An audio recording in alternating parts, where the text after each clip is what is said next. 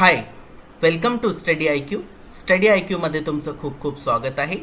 और आज के इस वीडियो में हम लोग देखने वाले हैं एमपीएससी राज्य सेवा का जो रिसेंट पेपर हुआ है, एमपीएससी राज्य सेवा का जो रिसेंट पेपर हुआ है उसके क्वेश्चंस हम लोग डिस्कस करने वाले हैं। तो उसका ये पार्ट फर्स्ट है। तो आइए स्टार्ट करते हैं। पहला क्वेश्चन, 1889 मध्ये मुंबई येथे न्हाव्यांची सभा बोलावून त्यांना स्त्रियांचा केशवपनापासून कोणी परावृत्त केले होते। तो सबसे पहले तो आपको पता होना चाहिए कि ये स्त्रियों का केशवपन क्या है। तो आप जानते होंगे कि जब 19th सेंचुरी स्टार्ट हुई थी, 19th सेंचुरी मीन्स क्या, 1800 के बाद का जो टाइम है उसे बोला जाता है 19th सेंचुरी। कब तक? 1900 तक। इस टाइम में भारत में और महाराष्ट्र में बहुत ज़्यादा अंधश्रद्धा थी, यानी लगभग सारे भारत में ही आप मान सकते हो। स्त्रियों के लिए शिक्षा की व्यवस्था नहीं थी। इसके अलावा सती प्रथा यहाँ पे चल रही थी, छुआछूत था, बहुत ज़्यादा अस्पृश्यता चालू थी। तो इन सब के लिए हमारे भारत में और महाराष्ट्र में बहुत सारे सोशल रिफॉर्मर्स हुए। उनमें एक बहुत बड़े सोशल रिफॉर्मर ज्योतिबा फुले भी हुए। बट उससे पहले हम समझेंगे केशवपन क्या है। केशवपन ये होता था कि अगर कोई स्त्री है और उनका हस्बैंड एक्सपायर कर जाता है तो अब उसके साथ ये किया जाएगा कि अब वो वापस शादी नहीं कर पाएगी और उसको क्या करना है, सिर के बाल कटवा देने, सिर के पूरे बाल कटवा देने हैं और उसने सफ़ेद साड़ी पहनना है। इसको बोला जाता है केशवपन। तो ये होता था हमारे भारत में, महाराष्ट्र में भी, भारत में भी, सभी जगह फैला हुआ था। तो उसके लिए बहुत बड़े सोशल रिफॉर्मर हुए, बहुत सारे हुए एक्चुअली। राजा राम मोहन राय, महर्षि धोंडो केशव कर्वे, न्यायमूर्ति रानाडे, ये सारे के सारे हुए, विट्ठल रामजी शिंदे। बट इसमें से बहुत ज़्यादा जिनके ऊपर क्वेश्चन आते हैं वो है महात्मा ज्योतिबा फुले। और याद रखना, मैं पहले भी बताता रहा हूँ कि महाराष्ट्र पीएससी में जो सोशल रिफॉर्मर्स हैं उनके ऊपर क्वेश्चन बहुत बनते हैं। जैसे इस साल भी 3 क्वेश्चन आए और इतिहास में 3 क्वेश्चन आ जाना एक बहुत बड़ी बात है एक ही टॉपिक से। तो इसका आंसर है महात्मा ज्योतिबा फुले। इन्होंने क्या किया था, 1889 में एक सभा बुलाई, किनकी? बार्बर लोगों की, जो बाल काटते हैं।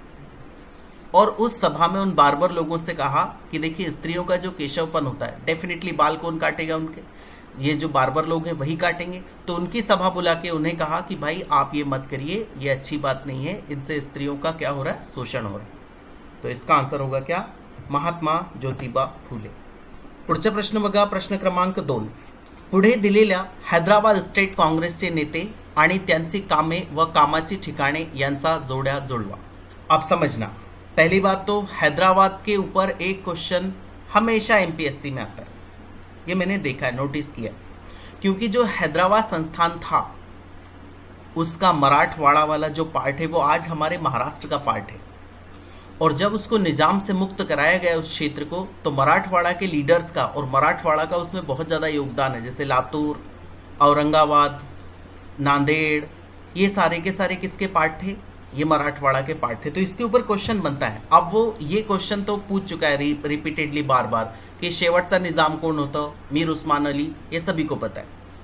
तो अब उसने थोड़ा सा जरा स्टेप आगे ली और ये क्वेश्चन देखने में डिफिकल्ट लगता है, बट इतना डिफिकल्ट है नहीं। ये हो सकता था डिफिकल्ट, बट आपको कभी भी कोई भी आप एग्जाम देते हैं, मेरी बात ध्यान से सुनना, तो आपको ऑप्शंस के ऊपर एक नज़र जरूर मारनी है, क्योंकि ऑप्शन से ही मैं मानता हूँ कि बहुत ज़्यादा हिंट मिल जाती है। अब इसमें अगर आप बात करेंगे, गोविंद भाई श्राफ, इनके बारे में सुना नहीं होगा आपने कभी। एम रामचंद्र राव, इनके बारे में सुना होगा डेफिनेटली। डॉक्टर मेलकोटे और दिगंबर राव बिंदु काफ़ी फेमस नाम है, काफ़ी प्रसिद्ध नाम है। तो दिगंबर राव बिंदु जी जो थे वो एक वृद्ध व्यक्ति थे और वो एक्शन कमेटी के चीफ थे। अगर इतना डेटा आपको पता है तो डेफिनेटली आप इस क्वेश्चन को सॉल्व कर सकते हैं, क्योंकि डी के सामने 1 और डी के सामने 1 अगर बात करेंगे तो वो एक ही ऑप्शन है, 4th 1, यानी दिगंबर राव बिंदु किसके? एक्शन कमेटी के प्रमुख थे। अब अगर आप इसके ऊपर कभी नजर नहीं मारेंगे इन ऑप्शंस के ऊपर, तो आप इसके तक बहुत संभावना कम है कि पहुंच पाए। इसलिए जब भी आप कोई एग्जाम देते हैं तो आपको ऑप्शंस के ऊपर ज़्यादा स्ट्रेस देना है, ज़्यादा ध्यान देना है, क्योंकि ऑप्शन से काफ़ी क्लू मिल जाता है। तो इसका आंसर क्या होगा? 4th 1। बाकी की सारी चीज़ें आप कर सकते हो, जैसे ए के सामने 3rd 1, यानी क्या, गोविंद भाई श्राफ कहाँ के थे? मराठवाड्यातील लढ्यांचे प्रमुख होते। मराठवाड़ा में जो हुआ था निज़ाम के विरुद्ध, उसके प्रमुख थे। दूसरा बी के सामने 4 थे, यानी एम रामचंद्र राव, ये कहाँ से थे? ये आंध्र प्रदेश से थे। यानी उस क्षेत्र में ये संघर्ष कर रहे थे, क्योंकि हैदराबाद संस्थान बहुत बड़ा था। तो आंध्र प्रदेश वाला जो पार्ट है वो भी हैदराबाद संस्थान का ही पार्ट था। डॉक्टर मेलकोटे, तो डॉक्टर मेलकोटे के बारे में अगर बात करें तो वो हैदराबाद सिकंदराबाद क्षेत्र के थे। और लास्ट में ये तो हमने देख लिया। सो आगे बढ़ते हैं, नेक्स्ट क्वेश्चन के ऊपर आते हैं। नेक्स्ट है जोड़ा जुड़वा। अब यहाँ पे भी ठीक वैसा ही है, ये क्वेश्चन फिर से डिफिकल्ट हो सकता था, बट उन्होंने इजी इसको बना दिया ऑप्शंस के थ्रू। इसमें अगर आप सब रीड करना है आपको, बट अगर आप महाराज सवाई जयसिंह के बारे में बात करेंगे तो सवाई जयसिंह ने, उन्हें बहुत ज़्यादा इंटरेस्ट था किसमें, खगोल शास्त्र में। ये आपने देखा होगा, उन्होंने कई जगह पे क्या बनाई, इसके बहुत सारे जिसको बोलते हैं ना जंतर मंतर और वेधशाला, जहाँ से कि आप एटमॉस्फेयर में जो हमारे रात में हमें तारे सितारे दिखाई देते हैं उनका आप अध्ययन कर पाए। ऐसे कई जगह पे उन्होंने इमारतें बनाई। इसका मतलब वो खगोल शास्त्र में इंटरेस्टेड थे। तो डेफिनेटली इसका लिंक किससे जमता है, महाराजा सवाई जयसिंग पोर्तुगीज राजाला पोर्तुगीज खगोल शास्त्रज्ञ पाठवण्यास सांगितले। अगर इतना आपको क्लू लग गया, यानी बी के सामने क्या होगा, थर्ड। तो बी के सामने थर्ड एक ही ऑप्शन बचता है, ये सेकंड वन। उसके बाद तो फिर सारी चीज़ें इजी हो जाती। मैं फिर से रिपीट करता हूँ, जब भी आप एग्जाम देते हैं तो आपको ऑप्शंस के ऊपर ध्यान देना। ऑप्शंस के ऊपर अगर आपने ध्यान नहीं दिया तो मुझे नहीं लगता आप कभी इस क्वेश्चन को क्रैक कर पाएंगे कि पेशवे और ये एक एक चीज़ें किसी को पता हो, बहुत ही कम लोग ऐसे होते। तो फिर इसका आंसर क्या होगा, सेकेंड वन, यानी ए के सामने क्या, टू। ए के सामने टू, यानी पेशवे क्या थे, यांचा दरबारात युरोपियन डॉक्टर आणि विद्वान होते, ये तो ठीक है। दूसरा बी के सामने क्या है, थर्ड वन है जो हम देख चुके हैं। पोर्तुगीज राजाला पोर्तुगीज खगोल शास्त्रज्ञ पाठवण्यास सांगितले, कि हम भी खगोल शास्त्र इनसे कुछ सीखेंगे। फिर रघुनाथ नवलकर के बारे में बात करें तो सी के सामने क्या होगा, वन होगा, यानी इंग्रजी पुस्तकांचे वाचनालय तयार केले आणि विज्ञानातील प्रयोगांसाठी प्रयोगशाळा बांधली। इजी है फिर ये सारी चीज़ें। और ये जो व्यक्ति थे तंजावरचे राजे सरफोजी, ये क्या थे आपको पता होगा, तंजावर में अभी भी बहुत ज़्यादा मराठी बोलने वाले लोग हैं और वहाँ पे ये मराठा राजा थे, आखिरी राजा थे वो मराठा। उसके बाद में फिर वहाँ पे भी मराठा साम्राज्य हमारा ख़त्म हो गया, जैसा कि सभी जगह ख़त्म हो गया 1818 में, सभी को पता होगा, जब बाजीराव पेशवा दोन, बाजीराव 2 इसकी जब हार हुई, उसके बाद मराठा साम्राज्य खत्म हो गया पूरे भारत में। तो ये क्या थे, इंग्रजी शिकले आणि त्या भाषेत उत्तम लिहित, यानी इन्होंने अंग्रेजी लर्न की और अंग्रेजी में अच्छे अच्छे लिखान भी उन्होंने की है। सो आगे बढ़ते हैं। फिर से थोड़ा सा ट्रिकी क्वेश्चन है, फिर से अगर आप थोड़ा सा ध्यान देंगे ऑप्शंस के ऊपर तो डेफिनेटली आप ये क्वेश्चन इजीली क्रैक कर सकते हैं। जैसे जोड़ा जुड़वा, कोल्हापुर डेफिनेटली किस में ऐड किया गया होगा, मुंबई प्रांतात विलीन। इसके अलावा मध्यवर्ती में पॉसिबल है क्या, नहीं। उड़ीसा में विलीन होगा क्या, ये भी नहीं। उत्तर प्रदेश में विलीन हो गया क्या, ये भी नहीं। तो पहला तो हमें पता चलेगा कि बी के सामने क्या होना चाहिए, 2 होना चाहिए। तो बी के सामने 2 इसमें भी और इसमें भी। फिर भोपाल के बारे में आपने सुना होगा, Bhopal is the capital of Madhya Pradesh, तो डेफिनेटली ये किस में शामिल होगी, मध्यवर्ती राजकारभार।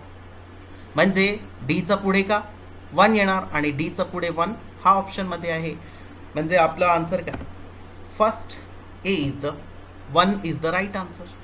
तो आपको थोड़ा सा लॉजिक लगाना है, किससे, डेफिनेटली आपको ऑप्शंस की तरफ देखना ही होगा। भोपाल ये आपने इजीली ढूंढ लिया, ये आप फाइंड कर सकते हैं। फिर मयूरभंज तो आराम से आपको मिल ही जाएगा, ये उड़ीसा में विलीन हुआ। और रामपुर ये वही जगह जहाँ से हमारे पहले प्रधानमंत्री पंडित जवाहरलाल नेहरू चुनाव लड़ा करते थे, यूपी में है ये। फिर आगे बात करेंगे, इसवी सन 75 मध्ये डॅश यांनी भारतातील निर्याताचा संदर्भ असलेला नॅचरल हिस्ट्री हा ग्रंथ लिहिलं। अब ये तो अगर आपको याद है तो ही आप कर पाएंगे, नहीं तो ऐसा इसके लिए कोई लॉजिक नहीं बनता है। तो इसका आंसर है प्लिनी। नेचुरल हिस्ट्री ये बुक किसने लिखी थी, प्लिनी नाम का एक व्यक्ति था, उसने ये लिखी थी। ये तो फैक्चुअल डेटा है और ये ऐसे क्वेश्चन कट ऑफ को बहुत नीचे गिरा देते हैं। यस डेफिनेटली ये फैक्चुअल क्वेश्चन है। आगे बढ़ते हैं हम। फिर ये क्वेश्चन भी ऐसा ही मैं मानता हूं जो कट ऑफ को बहुत नीचे गिराएगा, क्योंकि व्यक्ति क्या कर सकता है, 1 याद कर सकता है, 2 याद कर सकता है। अब इतने सारे चित्रकार दिए, पुढीलपैकी कोणत्या व्यक्ती शहाजहांचा दरबारी चित्रकार होता, अब ये बताना कि इसमें से कौन शाहजहां के राज दरबार में चित्रकार था। तो हम याद कर सकते हैं, एक हो तो याद कर सकते हैं, 2 10 भी चलिए, 10 भी याद कर लिए। पर इतने सारे राजा हुए, उनके यहाँ इतने सारे आर्ट एंड कल्चर की चीज़ें होती रहती थी, तो वो सब हम याद नहीं कर सकते। तो ये भी क्वेश्चन कैसा है, मैं इसको भी किस कैटेगरी में डालूंगा, डिफिकल्ट कैटेगरी में डालूंगा, और ये भी कट ऑफ को नीचे गिराने का काम करेगा। और इसका आंसर क्या है, इसमें सिर्फ ये जो मोहम्मद हसन है ये नहीं है, बाकी सारे के सारे चित्रकार थे, यानी ए बी डी ये सभी शाहजहां के राज दरबार में चित्रकार थे। मीर हशम, चित्रमणि, अनूप चित्र, फकीरुल्ला, ये सारे चित्रकार थे। आगे बढ़ते हैं। अब ये क्वेश्चन में मुझे थोड़ा सा जरा डाउटफुल लगता है, देखिए क्यों, और आयोग ने जो आंसर दिया वो भी हम बात करेंगे। और मुझे डाउटफुल क्यों लगता है, मुझे लगता है ये क्वेश्चन शायद डिलीट होगा या हटेगा, मुझे ऐसा लगता है।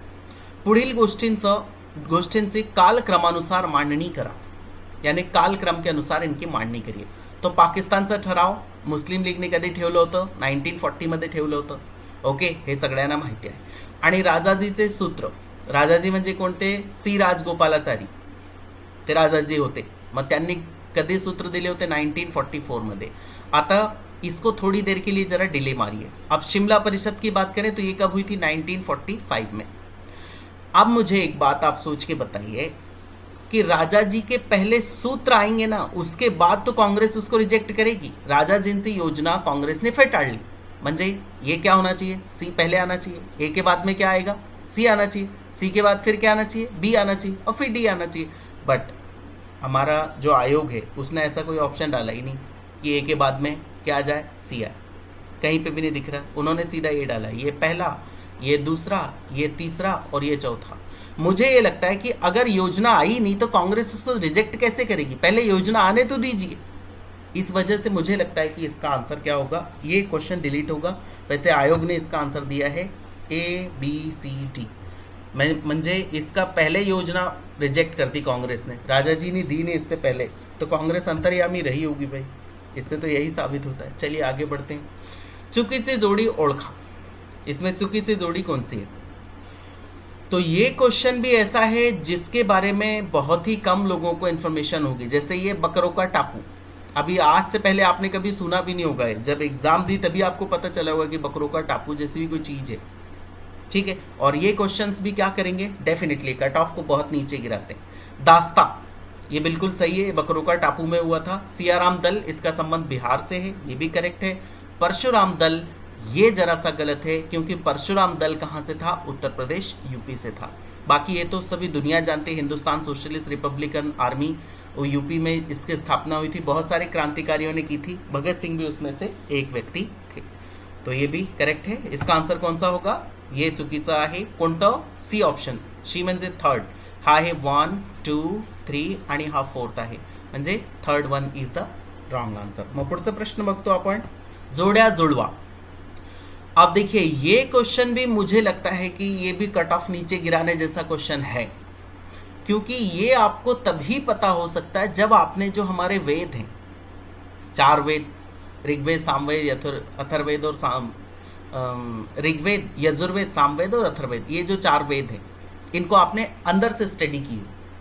बाहर से तो हम स्टडी कर सकते हैं, थोड़ा थोड़ा हम उनके बारे में स्टडी कर सकते हैं, अब पूरा वेद हम नहीं पढ़ सकते, तो उसी में ये सब है। और परीक्षित, ये जो इसका आंसर है वो थोड़ा सा सिंपल है, वो क्या है, 1 2 3 4, यानी इनके सामने जो दिए हुए ये सब करेक्ट है, ये आप रीड कर लेना। और ये भी डेफिनेटली मैं मानता हूँ कि ये क्वेश्चन भी डिफिकल्ट है, और ऐसे क्वेश्चन भी कट ऑफ को बहुत ज़्यादा नीचे गिराने में जवाबदार होते हैं, कट ऑफ नीचे लाने के लिए। पुढचा प्रश्न बघा। अब यहाँ पे भी ये क्वेश्चन में भी कंफ्यूजन मुझे लगता है होना चाहिए था, और कई लोगों को हुआ भी होगा।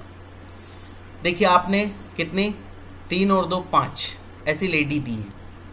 अब इसमें कमला देवी, कौन सी कमला देवी, एक तो कमला देवी ऐसी भी है जो फिल्मों में काम किया करती थी, ये भी हो सकता है, उनके बारे में भी बात की जा सकती है। तो कौन सी कमला देवी, तो ये भी क्वेश्चन मैं ऐसा मानता हूं कि थोड़ा सा जरा ठीक है, जैसा भी हमारे आयोग ने दिया उसकी आलोचना नहीं करना चाहिए।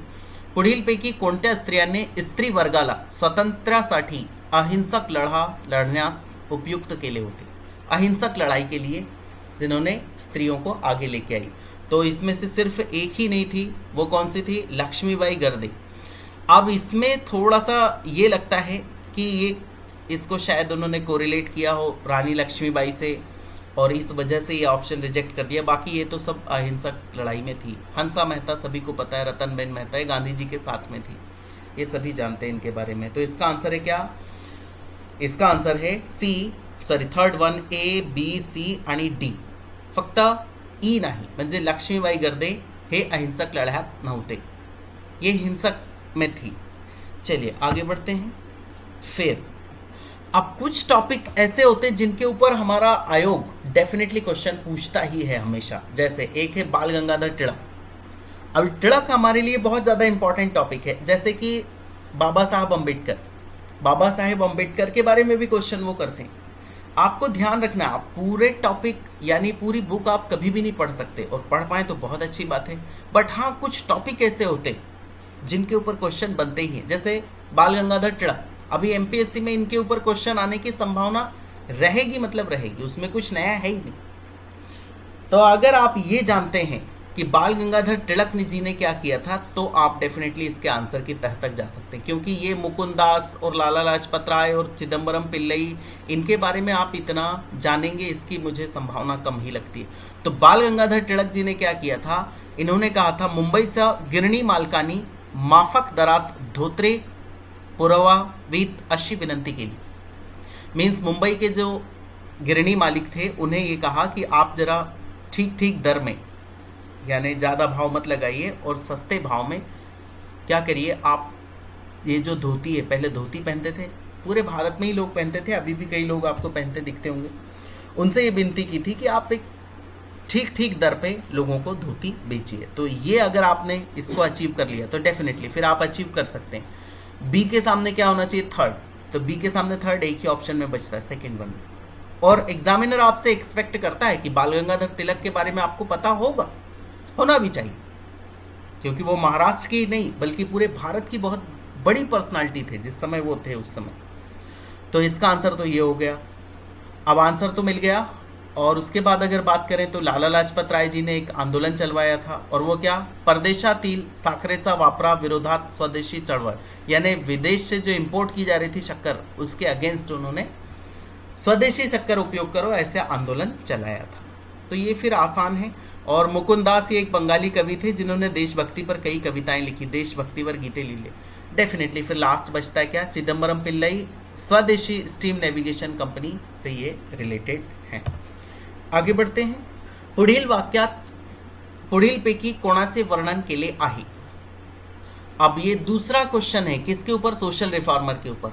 और बताइए 3 क्वेश्चन अगर आ जाए तो इसका मतलब जितने भी सोशल रिफॉर्मर्स हैं हमारे महाराष्ट्र के, आपको कोई सा भी नहीं छोड़ना है। प्रीलिम्स में तो 3 ही क्वेश्चन आए, मेंस में करीब 7 से 8 क्वेश्चन सोशल रिफॉर्मर के ऊपर होते हैं।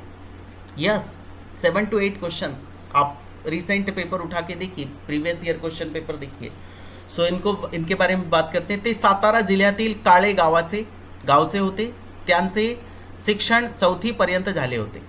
अभी देखिए उनका शिक्षण कहाँ तक हुआ? 4वी पर्यंत। अब इसमें अगर हम बात करें तो ये जो है रामचंद्र घाड़गे जी, भाऊराव पाटिल, ये सभी सोशल रिफॉर्मर्स हैं। इसमें इनका भी नाम आता है। ये जो जलसा जो है ना, जलसा, महाराष्ट्रातील जनतेवर त्यांचा जलशाचा खूप परिणाम झाला होता। ये जलसा इन्होंने स्टार्ट किया था कब? 1916 में। 1916 में इन्होंने जलसा निकाला था। किसके लिए निकाला था? ये जो खराब अवस्था थी दलित लोगों की, उनके लिए, लोगों में जागृति करने के लिए, जन जागृति, कि भाई इनकी जो स्थिति है इनका आप दुरुपयोग मत करिए, इनकी मदद करिए। सो केशवराम विचारे ये नहीं है, इसका आंसर है रामचंद्र घाड़गे। और इस जलसे में मैं आपको बता दूं, आप कंफ्यूज हो सकते हैं, कृष्णराव भालेकर भी थे इस जलसे में, ये भी ध्यान रखना जब इसकी शुरुआत हुई थी। जी हाँ, बट कृष्णराव भालेकर ये सातारा के नहीं थे, ये इनका जन्म स्थान, रामचंद्र घाड़गे जी, इनका जन्म स्थान सातारा था। सो आगे बढ़ते हैं। अब ये फिर से ऐसा ही क्वेश्चन है जो कि कट ऑफ को नीचे गिरा सकता है। खालीलपैकी कोणते सुल्तान सैयद घराण्यातील होते?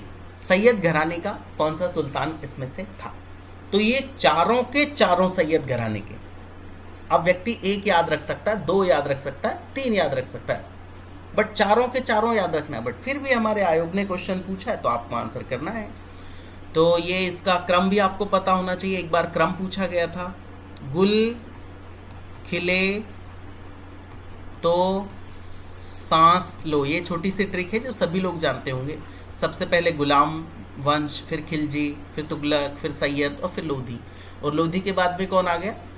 मुगल साम्राज्य आ गया। इब्राहिम लोधी को बाबर ने हरा दिया था और मुगल साम्राज्य आ गया था हमारे यहाँ पे। तो इसका आंसर क्या है? ए बी सी डी, ये सारे के सारे। खिज्र खां, इसने तो क्या की थी? सैयद डायनेस्टी की स्थापना की थी। मुबारक शाह, मोहम्मद शाह और अलाउद्दीन आलम शाह। तो इसका आंसर होगा क्या? A B C and D, ये चारों के चारों ही करेक्ट है। आगे बढ़ते हैं। 23 मे 1945 रोजी उंबरगाव तालुक्यातील झरी येथील आदिवासींचं परिषदेत भाषण करून वेठ विगारी संपवा असे कोणी सांगितले? तो इसका आंसर है शामराव परुलेकर। इन्होंने ऐसा कहा था। और शामराव परुलेकर जो थे वो एक अच्छे खाते पीते परिवार से थे। इनके जो पिता थे वो क्या थे? न्यायाधीश थे, न्यायाधीश यानी जज थे वो। और इनके पिता ये चाहते थे कि हमारा बच्चा ब्रिटेन जाए और वहाँ से लॉ सीख के आए और वो भी इसी तरह न्यायाधीश बने। बट इन्होंने ये नहीं किया। ब्रिटेन जाने की बजाय उन्होंने मुंबई यूनिवर्सिटी से डिग्री ली और इसके बाद में वो पूरी तरह से सोशल रिफॉर्म यानी समाज कार्य में लग गए शामराव पाटिल। और उन्होंने ज़्यादातर किन के ऊपर ध्यान दिया? आदिवासियों के ऊपर ज़्यादा ध्यान दिया। तो ये आपको पता होना चाहिए। तो 1945 में उबरगांव में उन्होंने एक सभा ली और वहाँ भाषण करते हुए उन्होंने कहा कि बेट विगारी संपवा। बेट विगारी यानी क्या? बिगारी होती थी पहले, जो ब्रिटिश लोग, जैसे मान लीजिए इस बंदे को यहाँ जाना है, ये ब्रिटिशर है, यहाँ जाना है, ठीक है, तो यहाँ पे वो क्या करते थे? कुछ स्थानीय जो दलित लोग होते थे या जिनको सो कॉल्ड लो क्लास लोग बोलते हैं, उनको ये ले लेते थे ज़बरदस्ती और सामान उठवा के और सिर पे रख के ले जाते थे और वो अकेले ही पैदल चलते थे और इसके बदले में कुछ पैसा वैसा नहीं देते थे। इसको बोलते बेगारी, बैठ बेगारी।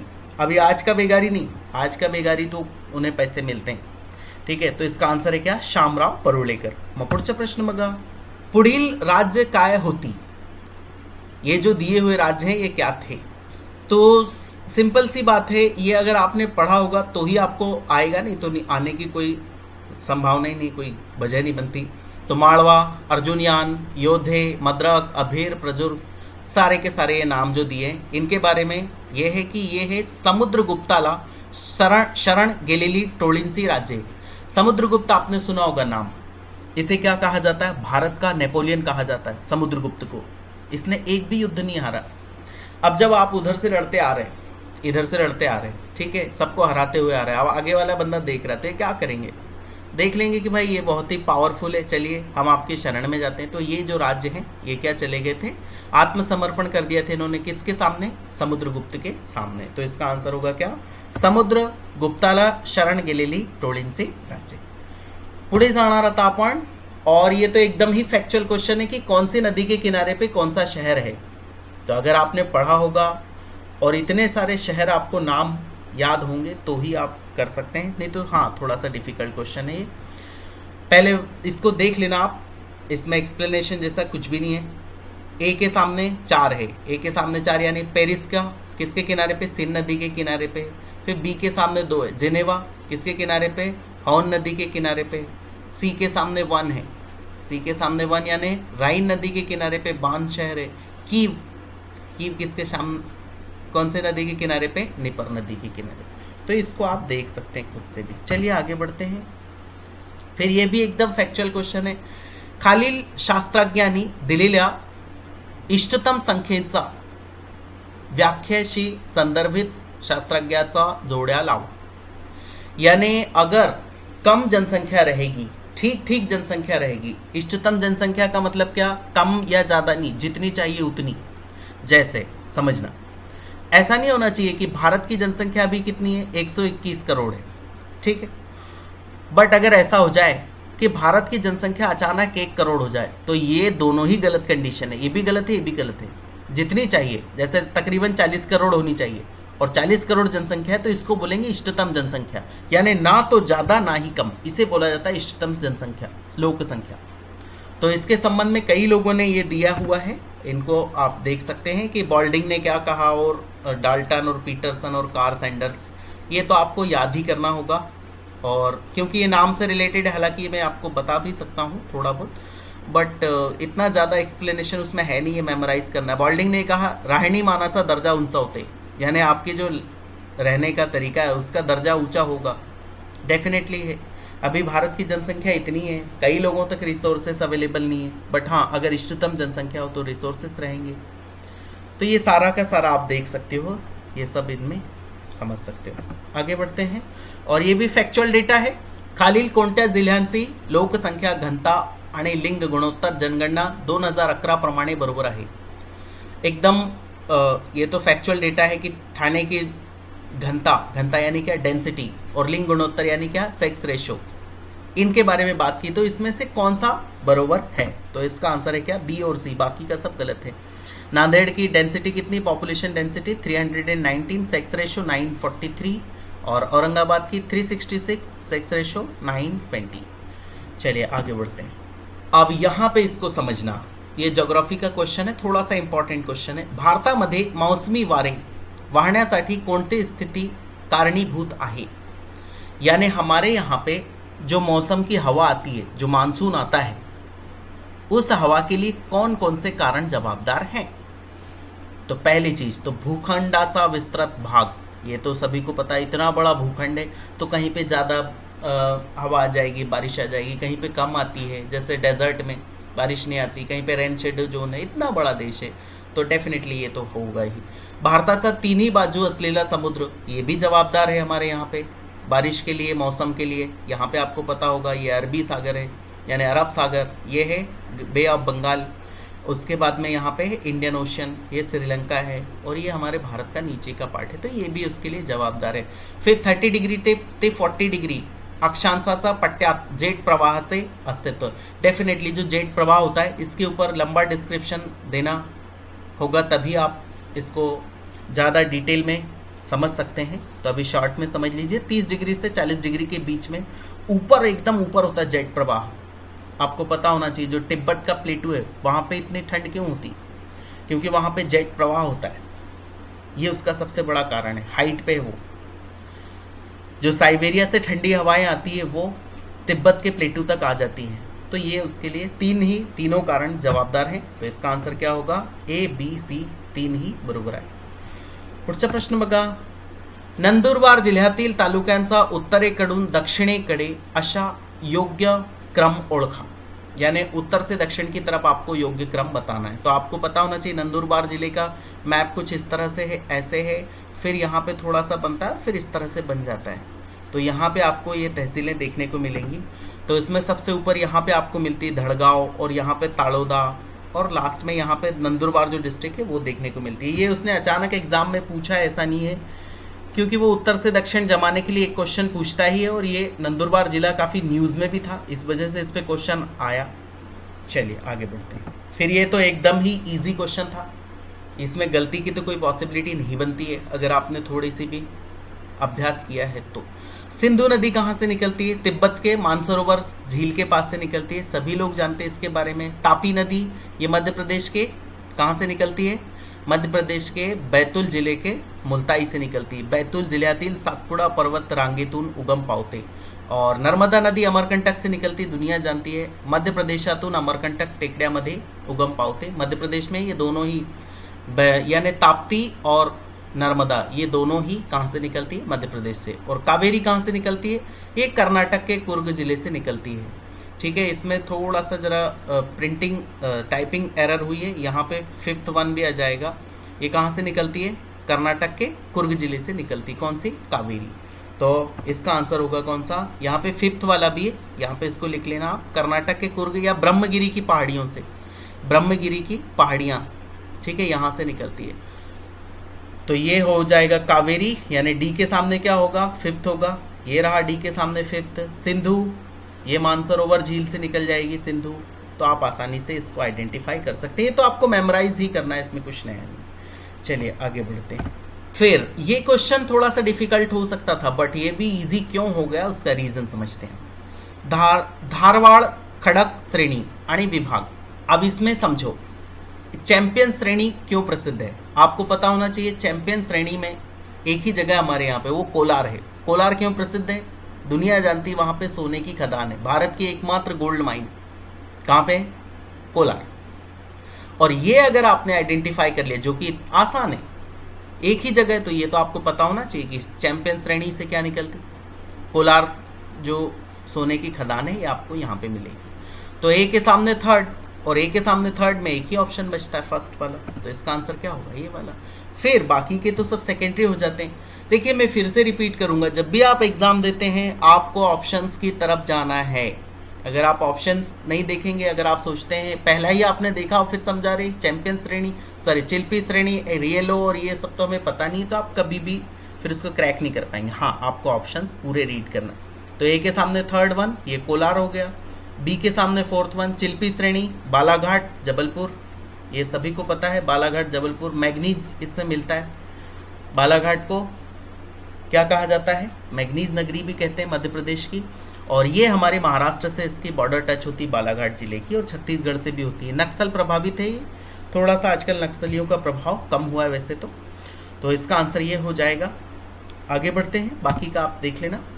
फिर खालील विधानांचे परीक्षण करून योग्य निवडा। बहुतांश भारतीय कोळसा क्षेत्र 78 डिग्री पूर्व रेखावृत्ताचा पूर्वेला आहेत। भारताचा एकूण कोळसा उत्पादनाचा 50% कोळसा ओडिशा, छत्तीसगढ़, झारखंड ह्या राज्यातून येतो। ये दोनों ही करेक्ट है। देखिए आपको पता होगा ये है हमारा महान भारत है ये, और आप भी भारत में रहते हैं तो डेफिनेटली आप भी महान हैं, ये मैं कहूँगा। चलिए ये एक लाइन है, इसका नाम आपने सुना होगा, IST Indian standard time 82.5 degree east. अभी यहाँ पे अगर बात करें तो ये किसको टच करता है, थोड़ा सा सिंगरौली मध्य प्रदेश को टच करता है।